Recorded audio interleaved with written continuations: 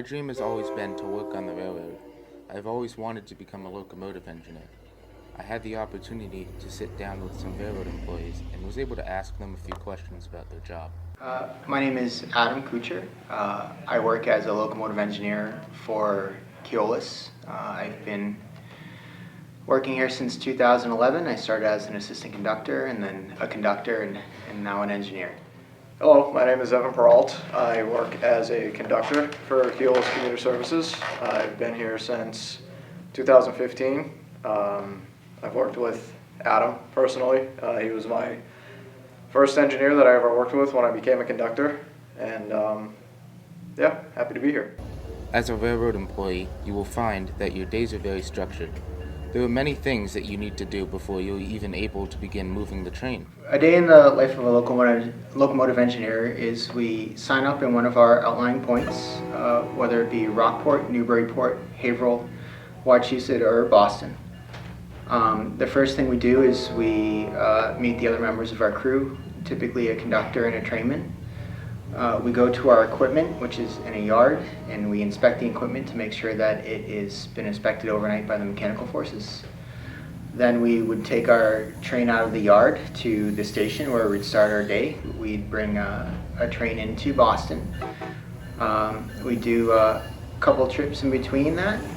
Hopefully have some lunch and then do the reverse at the end of the day where we take a train to the outlying point and we put it away, and that's our day. Did you know that 37% of graduates have no idea what they want to do after graduating? Did you also know that under 50% of graduates end up getting a job connected to their major? Well, I didn't mean to become interested. I went to college for aviation science and my intention was to become a pilot. But while I was starting my career, one of my friends started working for the railroad, and he suggested that I look into it, and I saw some similarities between aviation and the railroad, so I pursued it. He was correct. Despite, one thing flying and the other thing being on rails, there are a lot of similarities between the crews, the structure of your day, the responsibilities, and the decision-making an engineer would have to make, and it turned out that I was successful in this industry as well. So I didn't mean to become interested, but I did have an interest without knowing it. So I never had any intention of being on the railroad. I went to college for criminal justice with a focus in corrections. I got my degree. Upon graduating from college, I couldn't really find any job in that field. So I knew somebody at the time who suggested, hey, you know what, why don't you come over to the railroad, if it's something that you want to do for the short term or the long term, but why don't you try it for now and see what you think. And it turns out that it ended up being a great decision. Again, been doing it for about 9 years, and turns out that I do have a significant interest in it. The process to becoming an engineer actually involves more time not running the train than you would think. So to become a locomotive engineer, as a railroad, we're allowed to construct a program which we submit to the Federal Railroad Administration, and upon their approval, they'll allow us to execute it. So our program is 8 weeks of classroom where the student engineers go through a mechanical portion for 4 weeks. Upon completion of the 4 weeks of mechanical, they get their student engineer's license, which means they can operate with an instructor engineer. But then they have 4 additional weeks of rules class where they learn the rules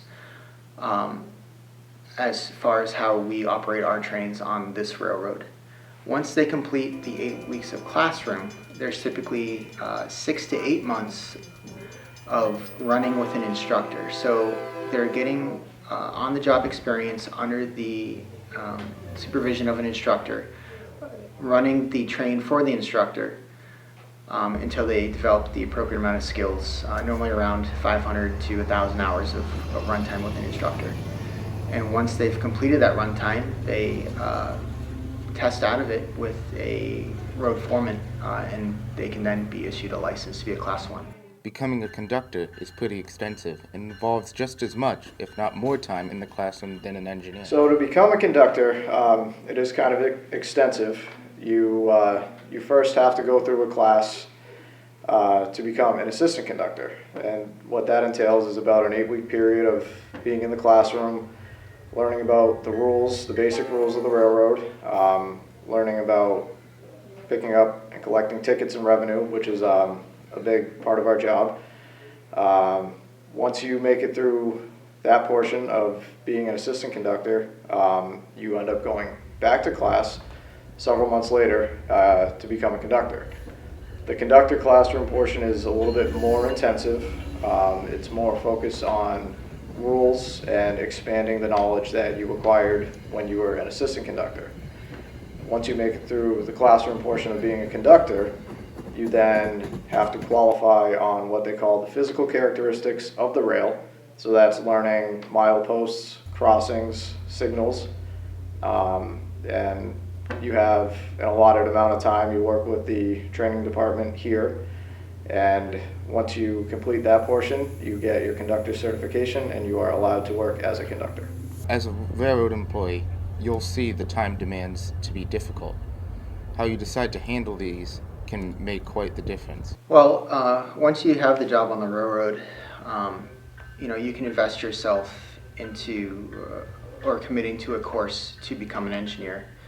It requires a lot of hard work and discipline to make sure that you are always learning to the best of your ability what it is to be an engineer, because the engineer is really the last line of defense on the railroad. So all the departments out here, all the mechanical people, all the conductors, all the train dispatchers are all doing work, and then the engineer is finally the one that moves the wheel. So the biggest obstacle, I would say, is maintaining discipline and acknowledging the amount of responsibility on your shoulders. So I would say the biggest roadblock to becoming a conductor is knowledge retention. When you go to the class to become a conductor, you are expected to learn a significant amount in a relatively short period of time. You have to memorize all the signals, what they display on the rails, as well as what the definitions actually are. And you have to know them word for word. And some of them are, relatively short. A lot of them have a lot of things added to them. And I would say that just having to memorize those was a roadblock for me. I know it's been a roadblock for a lot of conductors, and I think they would say that that's a very difficult aspect. You'll see that issues will arise as you continue your career. You will need to make many decisions that will benefit you and your job. I would say the biggest challenge to being a locomotive engineer is balancing your responsibilities and time demands at work with the responsibilities and time demands of things outside of work. So when we're here, sometimes we're here for 8, 10, 12 plus hours per day, 5 or 6 or 7 days a week. And it's difficult to maintain a high degree of focus at work and then still be present for your friends and family and yourself outside of work. So it's a tough balance. Biggest challenge of being a conductor is, in my opinion, just maintaining consistency. You do the same thing every day. Sometimes it's kind of hard to do the same thing every day after a while.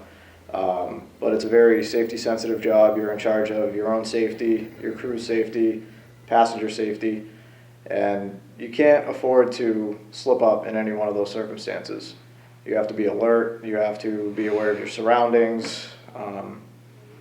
Can't really be sleepy on this job, which is a very difficult thing too because of the hours that we do work, but that's the biggest challenge. The best part of a job is different for everyone because you will find that no two jobs are alike. Well, the best part of my job is probably the people I meet and I get to work with. I met my best friend on the railroad, so that's probably one of the best parts of the job. But outside of that, what's really nice about running a train, sometimes we do a deadhead move, which means we move a train without passengers on it, maybe first thing in the morning. And it's nice to just kind of drive a train for 20 or 30 or 40 miles and not have to worry about making station stops, and you can kind of just take in the scenery and what's around you, and it's nice. The best part of my job is the human interaction that I've had over the years. I've met a lot of great people working for the railroad, both coworkers and passengers. I met my best friend when I started working here,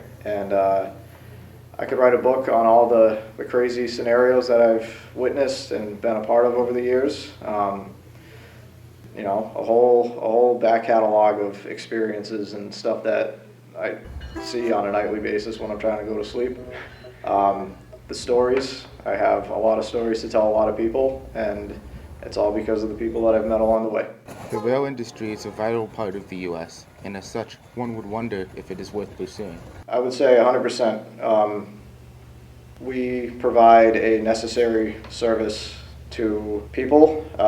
Freight railroads provide all sorts of material transportation. The rail industry isn't going anywhere. The nation as a whole cannot operate without the rail industry, and we have to be there for it. Nobody seems to leave the railroad when they come. They are invested in this place, and it compensates you. The unions, myself, I am also a union rep for the conductors.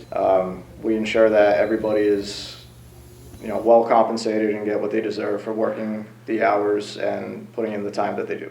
Think you're up for the task of being a railroad employee? Here's some good guidelines to follow. Well, first and foremost, I'd want that person to be secure and mature in their life and with who they are. I'd want that person to be safety conscious, and I want that person to be open-minded and willing to grow, because it is a challenging environment. It is a very dynamic environment, and there's a lot of opportunities here, and it would be a shame if you didn't take advantage of them. So I would want somebody to be responsible and diligent and driven. This job is something that requires a lot of motivation, but it's also very rewarding to those that are motivated enough to want to pursue it. You need to have a good head on your shoulders, you need to be willing to learn, and you need to be willing to wake up at 2 o'clock in the morning or get home at 2 o'clock in the morning and not let it get to you all the time, because if you want a career in rail, you're going to have to start at the bottom and work your way up. And I want somebody who's willing to work, and I would recommend that you just stick to the path and start from the bottom, and someday it'll all pay off. I would recommend the rail industry to the right person, because for a lot of people, the railroad is not the right place, because it does ask a lot of you. But for some people who have a passion for it and have the discipline to balance the responsibilities at work along with their responsibilities in life, then they could be very successful here. So I'd absolutely recommend the railroad to that person. I would recommend the rail industry to a certain type of person who I know would be able to put up with the demands that the rail industry requires. There's a lot of sacrifice as far as outside life goes. You miss out on a lot of things initially when you first become a conductor or an engineer, and life is tough to start, but if you can get through that and you have the right personality and you know how to balance things well, the rail industry can be the greatest place that you can end up. That concludes the documentary. I had a lot of fun making this, and I hope you had equally as much fun watching it. It was a very challenging experience, but it was a fun experience, and I kind of hope to do this again sometime. I hope I was able to teach you something new. Thanks so much for watching.